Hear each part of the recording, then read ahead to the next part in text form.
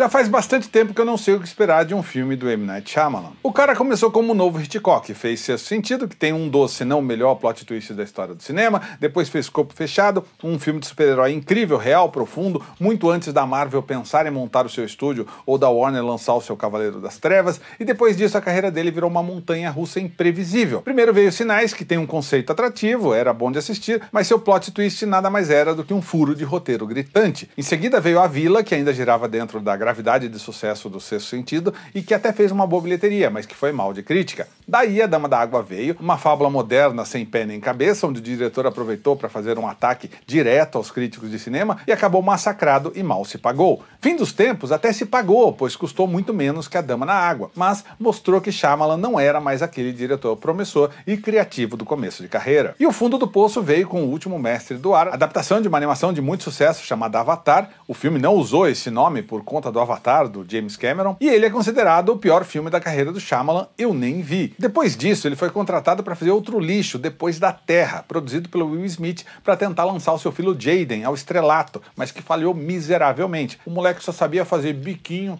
e franzia sobrancelhas. E eu não dava mais nada pela carreira do Shyamalan quando ele fez um filme de baixíssimo orçamento chamado A Visita, que até pode não ser incrível, mas também não era ruim. Depois ele lançou Fragmentado, onde ele entrava novamente no universo dos super-heróis, e parecia que ele tinha feito as pazes com a boa direção, mas como eu disse, montanha-russa. 3 anos depois é lançado Vidro, que fecharia a sua trilogia de super-heróis com chave de Bosque. Uma grandíssima porcaria, assim como seu próximo filme, Tempo. E Shyamalan deixou claro que era isso mesmo, a sua criatividade para surpreender o público acabou e ele vai viver pelo resto da sua vida na mediocridade. Agora chega Batem à Porta, que tem uma premissa intrigante. É uma família que está em uma cabana afastada da civilização, vivendo em paz, quando 4 estranhos batem à porta e trazem a mensagem de que o mundo vai acabar. A trama nos é mostrada pela perspectiva da família, primeiro sob o ponto de vista da pequena Wen e depois sob a perspectiva dos seus pais adotivos, Eric e Andrew. Sozinhos no meio do nada, eles não têm ideia do que essas pessoas estranhas querem, e nós, do lado de cá, também não. E as coisas acontecem abruptamente e descobrimos que a mensagem deles é de que a família deve fazer uma escolha, sacrificar um dos membros para evitar o apocalipse que já tá rolando. Do nada, essas pessoas malucas invadem a casa de uma família inocente em busca de um sacrifício. Como assim? Tirando o personagem do Rupert Grint, sim, o Ron Weasley do Harry Potter, que ainda tá tentando deslanchar sua carreira, tirando ele, que se destaca pelo seu comportamento errático, todos os outros invasores nos são apresentados como tecnicamente pessoas normais, seja lá o que isso possa significar. As duas atrizes estão bem, nada espetacular, e Dave Bautista, que aparentemente é o mais talentoso entre todos os lutadores de WWE que migraram para Hollywood, se esforça para entregar um gigante gentil. Existe uma TTFF, que não é minha, que diz que um dia, mais cedo ou mais tarde, Dave Bautista deve concorrer ao Oscar de melhor ator. No mais, a gente só pode sentir empatia pela família acuada por eles. Antes de qualquer coisa, eu já digo que Batem à Porta não é um filme ruim. Se você for ao cinema, não vai sair com a sensação de ter jogado seu dinheiro no lixo, ainda mais se você assistir com a expectativa baixa, como eu assisti, conhecendo o histórico do diretor. Pelo contrário, o Shyamalan segue desde sempre uma cartilha de jogo de câmera estimulante, provocador, e é fácil se pegar mergulhado na história na primeira metade do filme. O problema está na segunda metade. Apesar da boa introdução dos personagens, do enredo, a tensão começa a ficar estranha e vai se diluindo conforme a trama vai ficando previsível, e quando chega ao final, tenho certeza que você não vai se surpreender muito. Sem contar o comportamento de alguns personagens que deixa de fazer sentido e serve apenas para fazer a trama andar, e algumas ideias desajeitadas pensadas pro final do filme que tiram todo o peso da jornada inicial. Batem à Porta é baseada num livro chamado Chalé do Fim do Mundo, de Paul Tremblay, e cá entre nós, o título original era muito mais legal. Mas acredito que houve alguma treta, pois os pôsteres do filme omitiram o nome do autor do livro, e eu acho que a razão deve ser por conta do final completamente diferente que o Shyamalan fez pro filme. Não vou ficar pagando de literário, que nada, eu nunca li o livro do Tremblay, mas eu fiz a minha lição de casa e eu fui pesquisar. Se você quiser também, é só entrar na página da Wikipédia que você encontra a sinopse do livro inteiro em poucos parágrafos. Dá pra dizer que o Shyamalan conseguiu levar a trama mais ou menos paralela com a do livro na maior parte do tempo, mas ele decidiu estragar o final.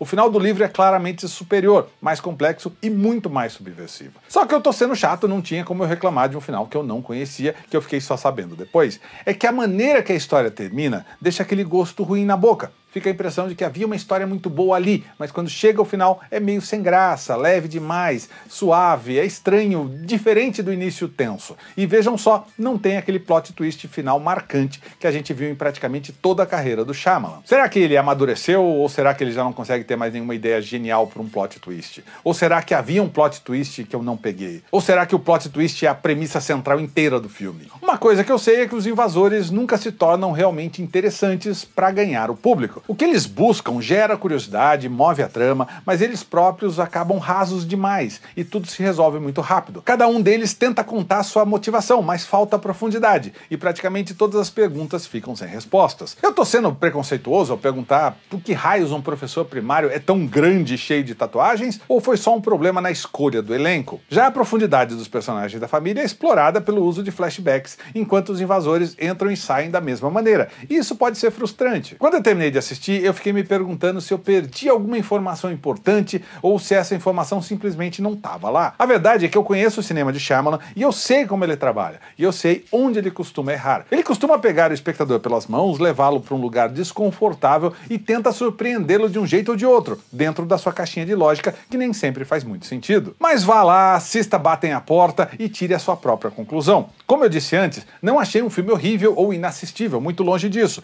É visualmente bonito e é envolvente. Dá até para se divertir e entrar naquele mundo. Só é melhor não se apegar muito aos detalhes. Tenta fazer assim e você vai aproveitar muito mais dessa experiência do que eu aproveitei. E se a gente comparar Batem a Porta com o filme anterior dele, Tempo, a gente vai ver que temos aqui uma história muito melhor elaborada e que passa longe de ser apenas um episódio de Além da Imaginação meia boca. O lance é que o diretor Shyamalan mandou bem, mas o roteirista Shyamalan inventou demais, saiu do caminho e me perdeu. Pelo menos me deixou curioso para ler o livro.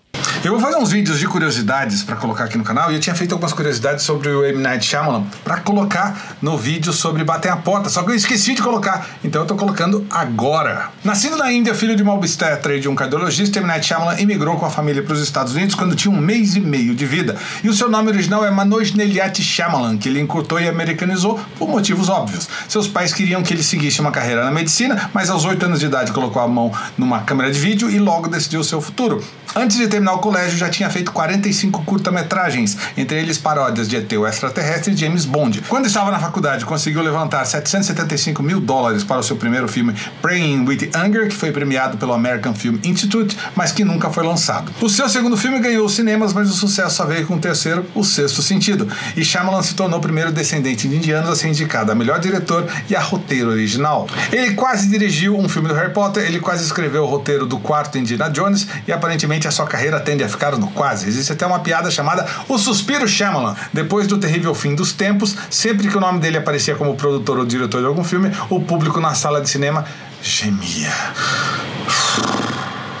Pior que essa última é verdade.